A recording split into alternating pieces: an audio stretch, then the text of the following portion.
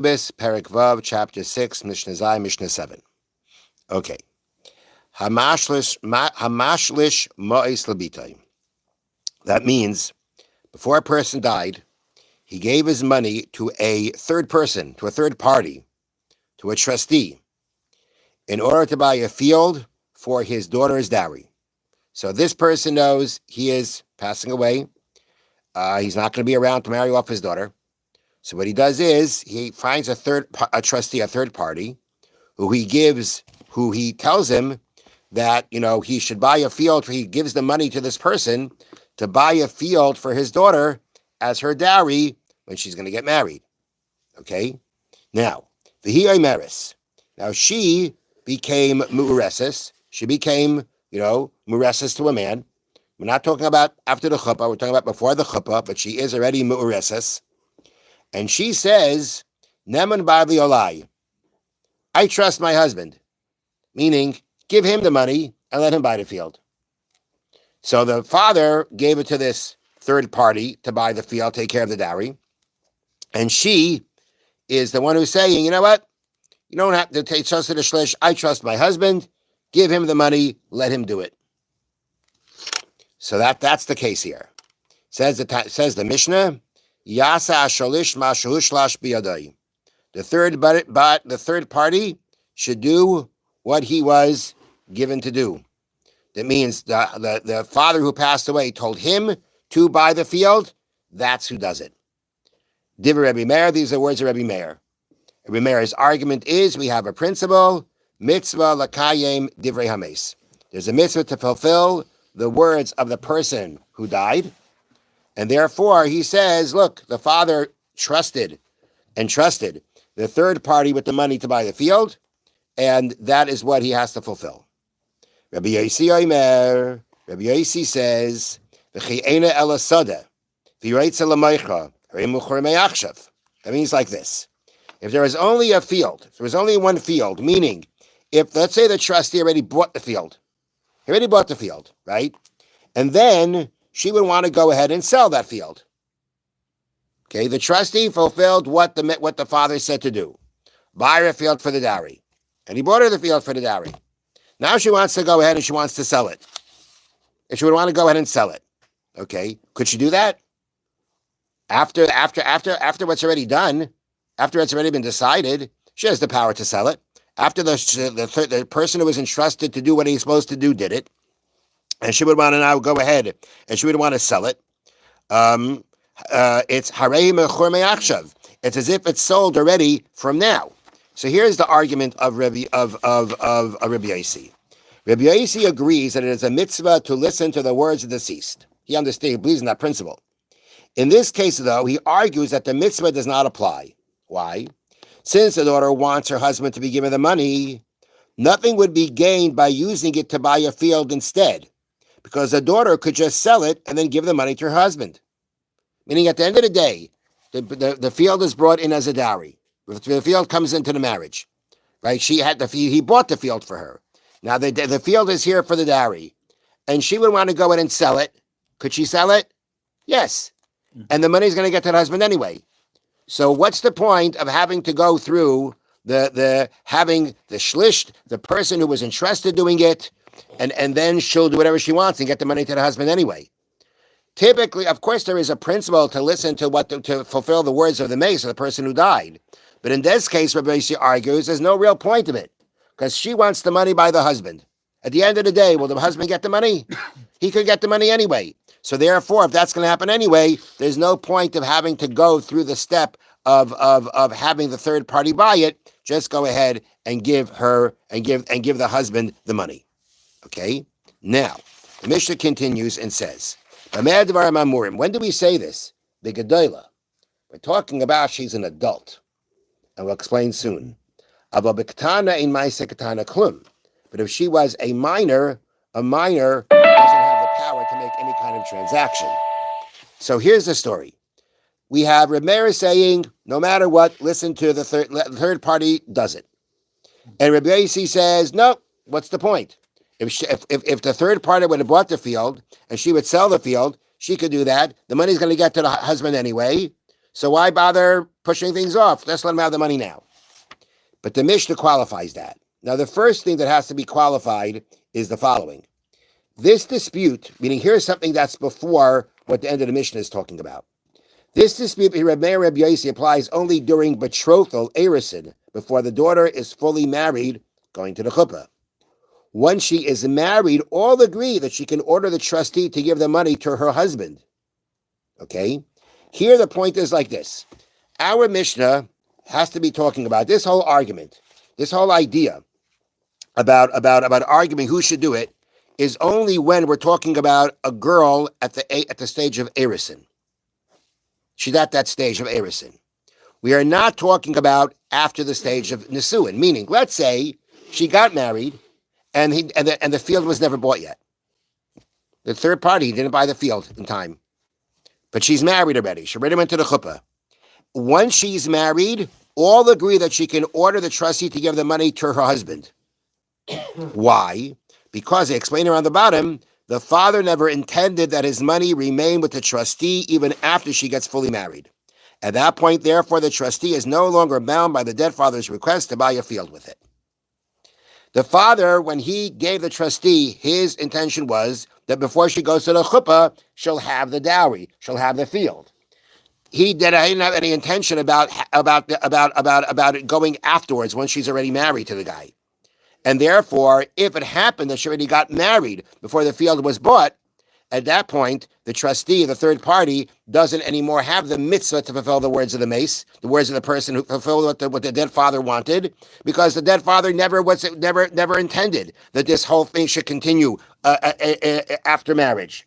He thought it was going to go and he was going to end before the marriage. The third party would buy the field and she'd enter the marriage with the field, with her dowry. That didn't happen. He was not intending anything about the point of anything happening after the marriage was completed. Therefore, if the marriage was completed, everybody agrees, if she says give the money to the husband, the money goes to the husband. Because there is no more point of having to listen to the words of the father who died, because he never intended for this whole, for what he wanted to extend into after her marriage.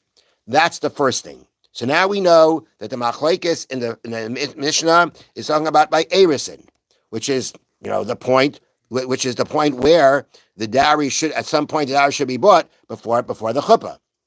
There, Reb Meir says, you got to listen to what the dead father said, and Reb Yosi says, there's no point. But here's another point. Then the Mishnah says, we're only talking about a gedolah. That means not only are we only at the stage of erisin, we're actually talking about a gedolah, a girl who is an adult. Why is that? Because adult woman has the authority to decide what to do with the money. A katana does not. A katana has no authority to decide what is to be done with the money.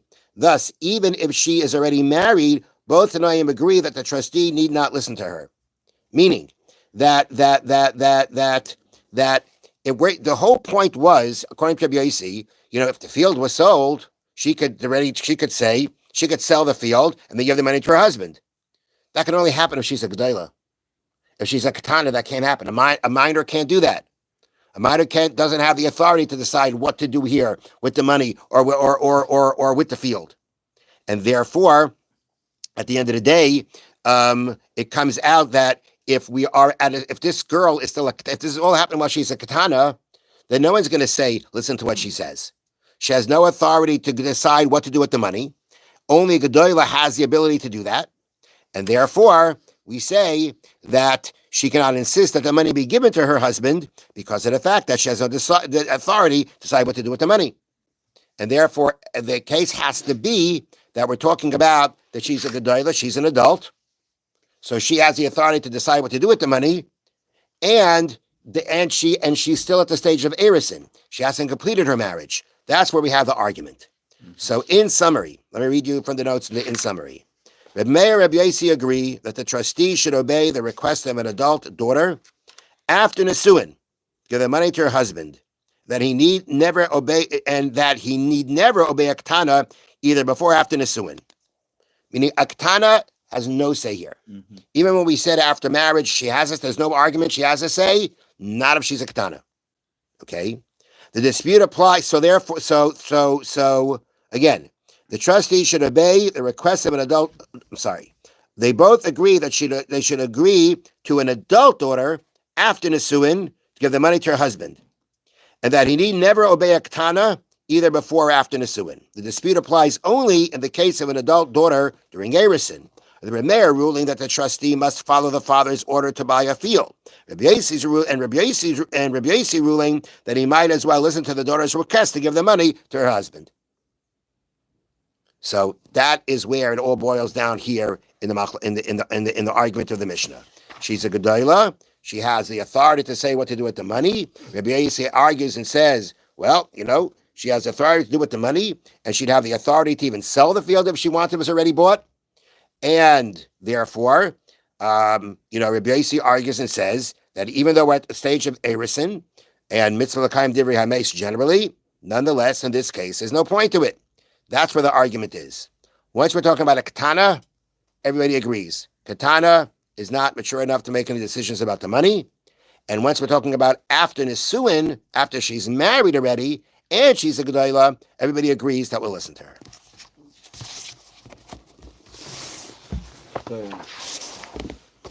Okay.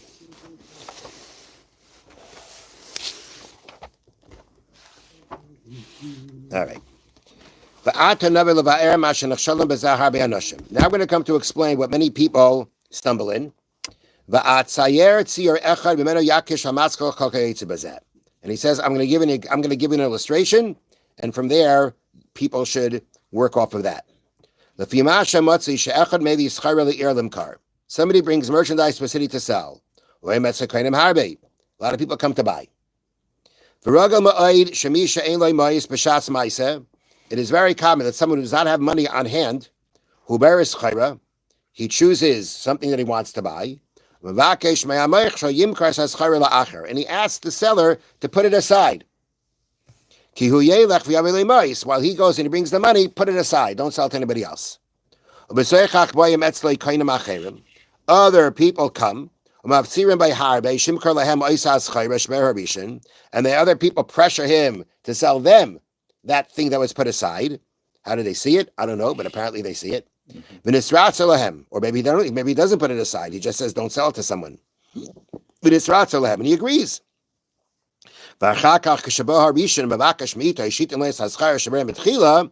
he comes back and he says, hey, what happened to the thing that I asked him to hold on to for me? What does he respond? So and so showed up. I didn't want to give it to him. What did he do? He threw the money at me and he grabbed it and it went away. And at the end of the day, I just let it go. I didn't want to fight with him. Okay? That's the thing that he says. So what do you think? Is that a case of rechilas? When he tells so-and-so threw the money at me and took this and basically forced me into selling it? Sounds like that's classic rechilas. That is 100% rechilas. Although it was wrong for that buyer to pressure the seller to sell it to him after he had set it aside for someone. Once he sold it to him and he got his money, no question, it's done. It's a done deal. There will be no gain by revealing to him who put the pressure on him. He'll just create animosity between them. And therefore that constitutes 100% rechilas. So even though he's not going to be happy with you, at the end of the day, you don't have the right to put the blame on somebody else. Have a wonderful day. Thank you, Rabbi.